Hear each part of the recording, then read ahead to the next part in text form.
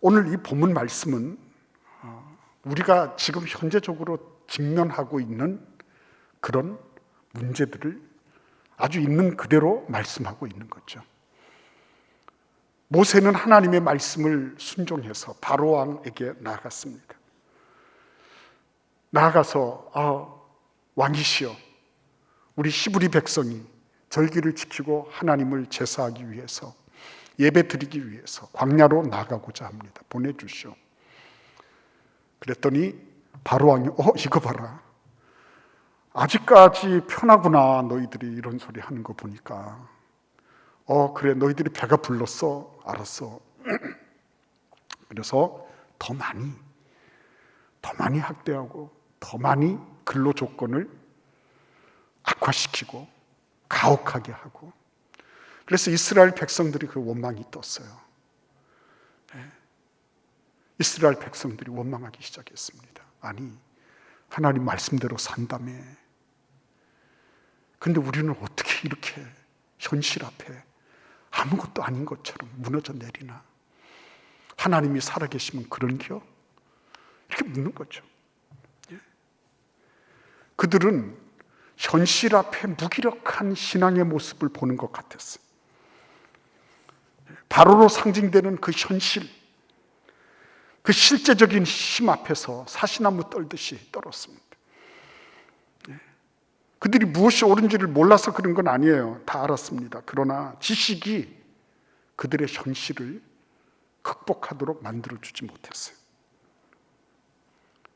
그러니까 모세는 이중고를 겪게 됐죠. 하나는 백성들의 원망을 다 뒤집어 써야 됐고, 또 다른 하나는 하나님을 의지하고 나아갔는데 하나님이 자신을 도와주지 않으신다.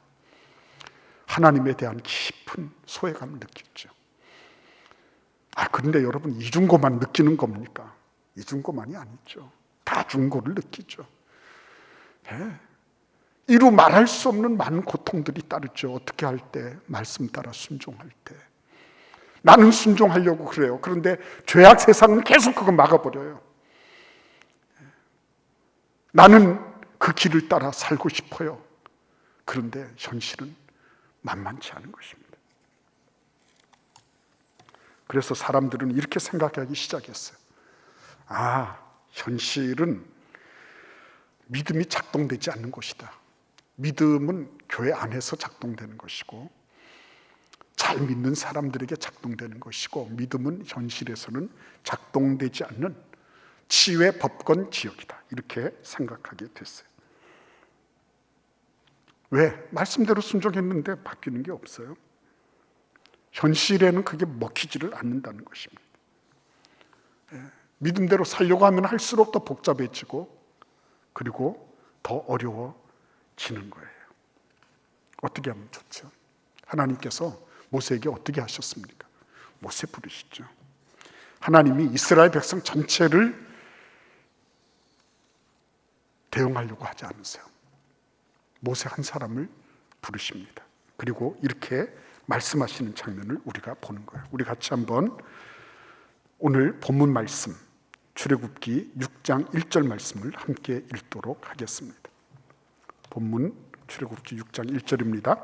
여호와께서 모세에게 이르시되 이제 내가 바로에게 하는 일을 내가 보리라. 강한 손으로 말미암아 바로가 그들을 보내리라. 강한 손으로 말미암아 바로가 그들을 그의 땅에서 쫓아내리라. 그렇죠, 여러분. 아주 분명한 거는 뭡니까? 하나님은 지금 모세에게 자초지종을 말씀하고 있는 게 아니에요. 하나님은 미래로부터 시작하십니다. 앞으로 일어날 일, 지금 일어나지 않았어요. 앞으로 바로가 히브리 백성들을 내보낼 것이다. 내가 그 일을 한다 라고 말씀하시는 거예요. 왜 미래부터 말씀하시나요? 우리는 과거를 좋아하잖아요. 과거에 뭐가 어떻고 옛날에는 이렇게 해서 이렇게 됐고 그런 거 좋아하잖아요. 하나님은 그렇지 않으세요. 왜요? 미래는 하나님 손에 있기 때문에. 미래는 하나님의 것입니다. 그래서 하나님으로부터 미래가 오는 거예요. 하나님이 미래를 말씀하시는 이유는 뭡니까? 방향을 설정해야 되기 때문에. 항상 리더십이라고 하는 존재는 방향을 설정하는 거예요. 미래에 어떻게 될 것인가 하는 것을 가늠하고 방향에 대해서 숙고하고 그 방향을 잡고 나가는 거예요. 그분이 회사를 경영하던 작은 편의점을 경영을 하건 아니면 어떤 일들을 하건 마찬가지예요. 미래 방향 설정. 하나님은 모세를 부르셔서 가까운 미래는 바로가 너희들을 쫓아낼 정도로 그렇게 너희들이 에집트 땅을 탈출하게 될 거야. 그렇게 방향을 설정해. 이렇게 말씀하시는 거예요. 근데 그것으로 그치지 않습니다. 우리 같이 한번 2절 말씀을 읽어보도록 하겠습니다. 하나님이 모세에게 말씀하여 이르시되 나는 여호와이니라. 3절에 보시면 하나님은 내가 아브라함과 이삭과 야곱에게 전능의 하나님으로 나타났으나 나의 이름을 여호와로는 그들에게 알리지 아니하였다. 이렇게 말씀하고 계신 장면을 보는 겁니다. 전능의 하나님, 아브라함과 이삭과 야곱의 하나님은 전능하신 하나님, 엘샤다이의 하나님이었어요.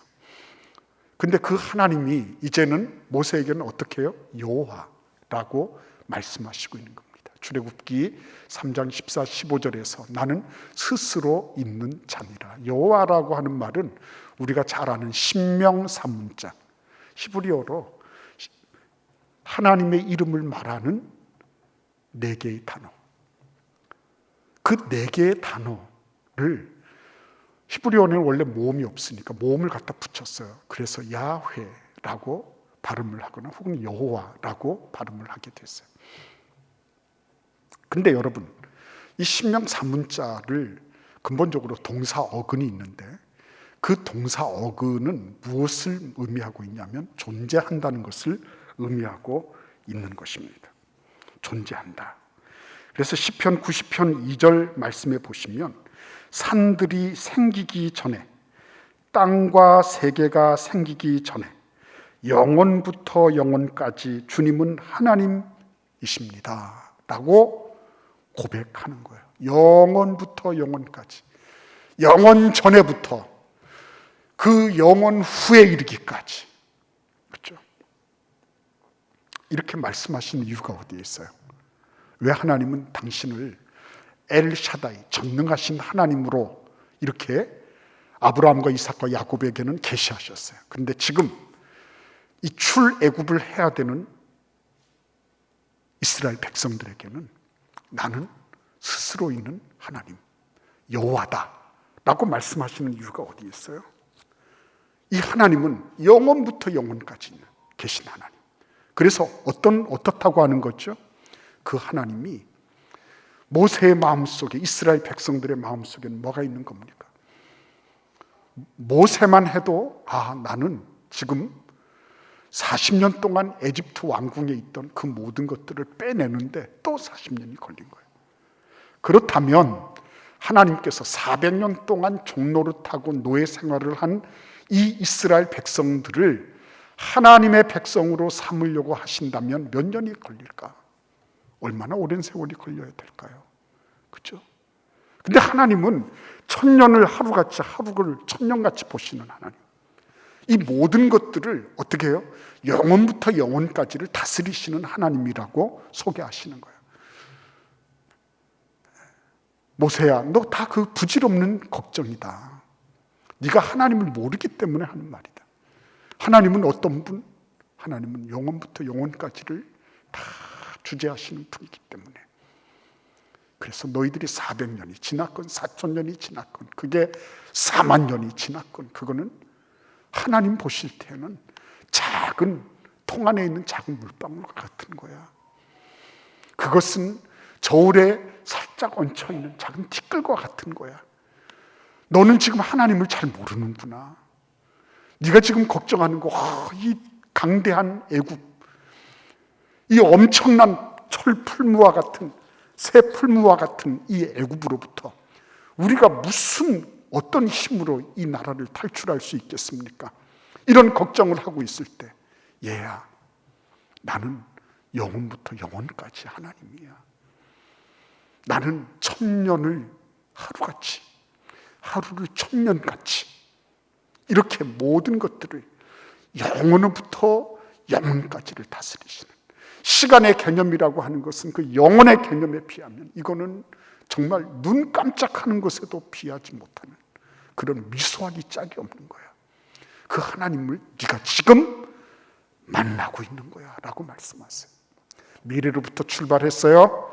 그래서 이제 앞으로 하나님이 우리를 출애굽시켜 주시겠구나. 방향이 정해졌어요. 그런데 그 출애굽을 하시는 하나님은 어떤 분이세요? 영원부터 영원까지를 다스리시는 광대무변하신 하나님이시다. 네가 400년을 지냈건 4000년을 지냈건 관계가 없단다. 너하고 지금 직면하고 대면하고 있는 나 여호와가 그런 하나님이시다라고 말씀하고 계신 거예요. 그런데 그 다음을 보시겠습니까? 4절 5절을 한번 같이 읽어보겠습니다.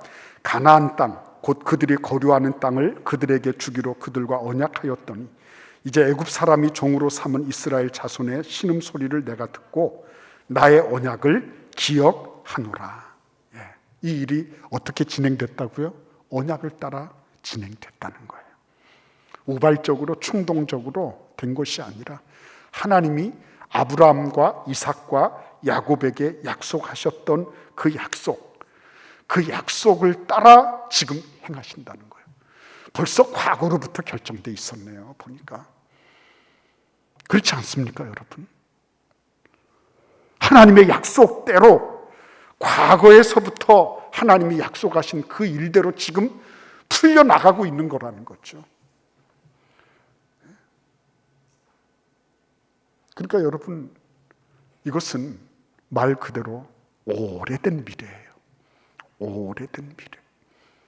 과거로부터 미래는 벌써 보니까 400년이 지나고 나면 너희들이 애굽 땅으로부터 다시 내가 너희들을 가나안 땅으로 돌려오겠다라고 말씀하시는 그것이 이루어지고 있는 거예요. 그러니까 이걸 통해서 지금 모세에게 하나님은 뭘 말씀하고자 하시는 겁니까? 미래를 봐도 하나님이 앞으로 그렇게 하실 거예요. 출애굽시켜 주실 거예요. 그런 하나님을 지금 모세는 만나고 있는 것이었습니다. 그러니까 하나님은 많은 사람들에게 많은 말을 통해서 막 설득하시고 이게 아니고요. 모세 같은 한 사람. 근데 여러분, 모세 같은 한 사람, 그러면 나는 아니네 싶죠? 어떻게 생각하세요? 여러분도 나름 여러분의 가정이나 여러분의 직장이나 여러분의 어떤 무엇에서 이런 역할을 감당해야 되는 거거든요. 그때 필요한 건 뭐예요? 하나님이 너 지금 애굽의 외교장관은 이래야 되고 국방부에 대해서는 이렇게 대응해야 되고 이런 걸 말씀하지 않으세요. 하나님은 단지 뭐예요? 하나님이 미래로부터 현재를 거쳐 과거에 이루었던 그 모든 것들을 이루어 가실 것이다 라고 하는 것에 하나님은 집중하고 계신 거예요. 그러니까 우리가 지금 어디에다가 집중해야 될지를 바르게 보는 게 필요한 거죠. 근데 여러분, 오늘 이 말씀을 한번 같이 보시겠습니다. 우리 6장 7절 말씀, 출애굽기 6장 7절을 같이 읽어보겠습니다. 너희를 내 백성으로 삼고 나는 너희의 하나님이 되리니 나는 애굽 사람의 무거운 짐 밑에서 너희를 빼낸 너희의 하나님 여호와인 줄 너희가 알지라. 그렇죠? 이스라엘 백성에게는 뭘 말씀하고 계십니까? 모세에게는 미래로, 현재로, 과거로 하나님께서 그 모든 것들을 통갈하고 계시는 그런 주권자 되신 하나님이시다. 네가 걱정할 필요 없다라고 말씀하셨어요. 그런데 이스라엘 백성에게는 뭐를 말씀하세요?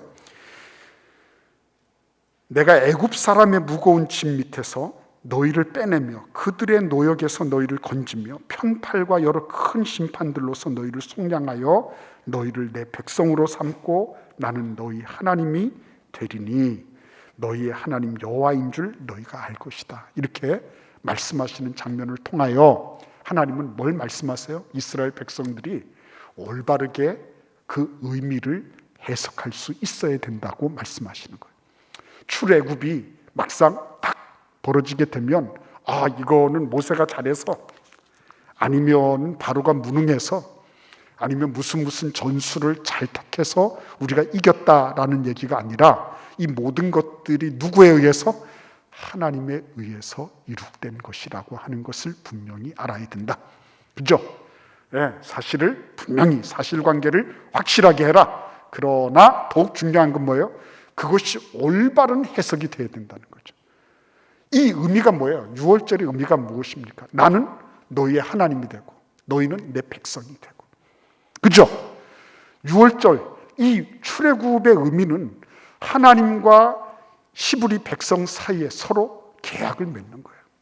나는 너희의 하나님이 되고 너희는 나의 백성이 되고, 그래서 우리는 서로 간에 약속을 하고 약속대로 이행하며 살아가는 그런 관계이다 라고 하는 것을 명확하게 하고자 한 것입니다. 그래서 여러분, 무엇보다도 더 중요한 것은 뭐예요? 해석할 줄 아는 거예요. 그래서 여러분, 참 중요한 것은 우리의 삶 속에서 이러한 하나님께 나아가고 하나님 그 한 분을 붙잡는 것, 이것처럼 중대한 일이 없는 거예요. 여러분 생각해 보십시오. 다윗이 도대체 어떻게 해가지고 골리앗하고 맞서기로 작정을 한 겁니까? 사무엘상 17장 이하를 쭉 읽어보시면 아주 분명한 한 가지 나오죠. 그는 하나님이 어떤 분인지를 알았어요. 하나님은 만군의 여호와가 되시는 분이시다. 만군의 모든 군대, 모든 군사들을 다 총괄하시는 하나님이시다. 그거 알았어요. 그래서 너는 칼과 단창으로 나에게 오지만 나는 만군의 주 여호와의 이름으로 너에게 나아간다 이랬거든요. 그 꼬맹이가 뭘 그렇게 아직까지 이마에 피도 제대로 마르지 않은 그 아이가 어떻게 골리앗을 상대합니까? 근데 딴 거 안 했어요. 그냥 골리앗에게 하나님이 이 모든 군사를 다 주재하시는 분이신데 네가 감히 하나님의 군대를 모욕하고 조롱을 했어? 나는 도무지 그걸 묵과할 수가 없다. 그죠? 그래서 거룩한 의분을 가지고 그에게 나아간 거예요. 뭘 가지고요? 하나님 그분이 만군의 여호와가 되신다. 그 한 가지 가지고. 여러분, 야곱이 에서를 만나야 됐어요. 그래서 그는 막 가슴이 탔습니다. 형이 400명이나 되는 특공 무술을 배운 그런 군사하고 특전단하고 같이 오고 있다는 거예요. 어떻게 할까 고민했어요. 이렇게 할까 저렇게 할까 만 가지 생각들이 다 났죠. 근데 하나님께서 참 은혜를 베푸시는 게 그를 야복강가로 부르시죠. 천사와 만나서 밤새도록 씨름하죠. 그래서 나중에는 그렇게 얘기합니다. 나를 축복하지 않으면 가게 하지 않겠습니다. 나를 축복하지 않으면. 그래서 네 이름이 뭐냐 그러잖아요. 야곱입니다. 넌 앞으로 야곱이라 그러지 마라. 너 이스라엘이라 그래. 네가 하나님하고 사람을 겨루어서 네가 이겼어. 그래 너 이스라엘! 이렇게 했어요. 근데 그 전투 가운데, 그 씨름 가운데 얼마나 많은 아픔이 있었는지 몰라요. 여기 고관절이 다 나갔잖아요. 근데 그 하나님, 천사로 상징되는 그 하나님하고 그가 1대1로 맞붙었습니다. 하나님하고 하나님 나를 복주셔야 됩니다. 하나님이 나에게 모든 좋은 것들, 모든 각양 좋은 은사들 다 주님께로부터 오물 합니다. 하나님 당신이 복주셔야지 나는 살겠습니다. 거기에다가 모든 걸 다 걸었거든요. 그리고 난 다음에 어떻게 했어요? 에서를 만났잖아요. 하나님을 알고 하나님을 경험한 다음에 만나는 것은 별로 어렵지가 않아요. 이 세상은 아무리 그래봐야 저 태산 밑에 매 지나지 않는 거예요. 당당하게 만났죠. 하나님을 만났는데 뭐가 무섭습니까? 하나님의 약속이 있는데 뭐가 그렇게 두려울까요? 가서 만났습니다. 형이 절룩절룩하고 오는데 옛날 같으면 그냥 저 먼 발치에서 그냥 창을 하나 던져도 쉥 하고 날아가서 그냥 이마에 팍 꽂힐 것 같아요. 근데 에서가요, 딱 꼬리를 내리잖아요. 꼬리를 내립니다. 그리고 동생한테 뭐라 그럽니까? 지금까지 분기탱천에서 이놈을 그냥 단숨에 단칼에 베버리겠다고 그리고 왔는데, 그 동생 보고 동생, 내가 동생의 길을 안내하겠다고. 자기가 안내인을 자처하고요, 그리고 자기가 그 말 고삐를 잡잖아요. 그 나귀 고삐를 잡고 그리고 가잖아요. 여러분 생각해야 됩니다. 우리가 지금 만 가지를 다 해서 이기겠다? 아니에요. 그렇게 해서 괜히 시간 낭비할 필요 없습니다. 우리는 너무너무 귀중한 시간을 보내고 있는 하나님의 자녀들입니다. 저도 여러분도요. 하나님께서 다른 거 말씀하지 않으시잖아요. 내가 너희의 하나님인 것을 알아라. 나는 내 하나님이야. 내 하나님이야. 다른 어떤 것으로 절대로 대체할 수 없는 너의 하나님이야.